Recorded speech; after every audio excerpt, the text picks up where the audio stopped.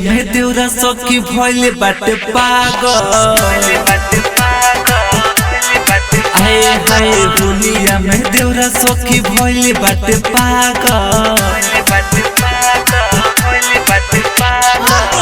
भाई के जबरी दोनों रंग देता गागल। भाई के जबरी दोनों रंग देता गागल। होलिया में देवरा सखी भइले बाटे पागल।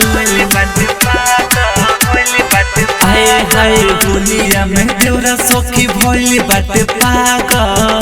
अंकुश रिकॉर्डिंग स्टूडियो जादूपुर बाजार। होलिया में देवरा सखी भइले बाटे पागल। भइले बाटे पागल।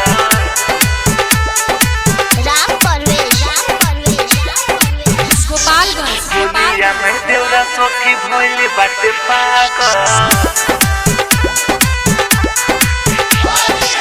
हरदम रहेला सखी कइले देवरा नासा। जब से चढ़ले बा फागुन बाटे बिगड़ले दासा। बाटे बिगड़ले दासा।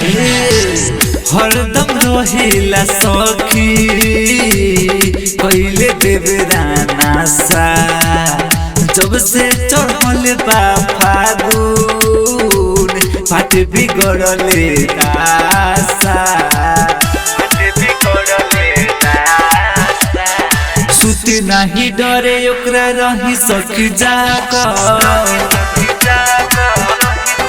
हाय हाय होलिया में देवरा सखी भइले बाटे पागल।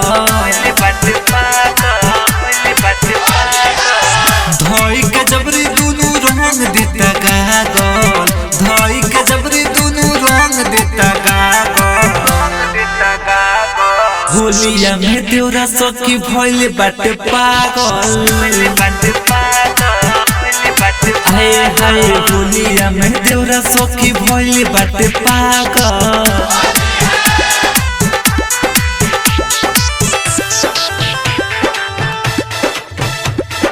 होलिया में देवरा सखी भइले बाटे पागल। भइले बाटे पागल। गोपालगंज होलिया में देवरा सखी भइले बाटे पागल। केतनो दिहिले गारी तब भर देता साड़ी। अभिषेक निडू देवरवा करेला बरियारी।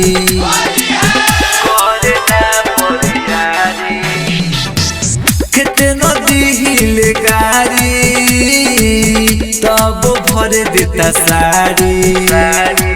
धनु धर्मेंद्र देवरवा करेला बरियारी।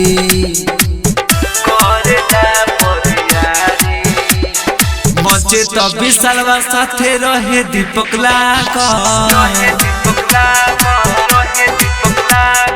होलिया में देवरा सखी भइले बाटे पागल।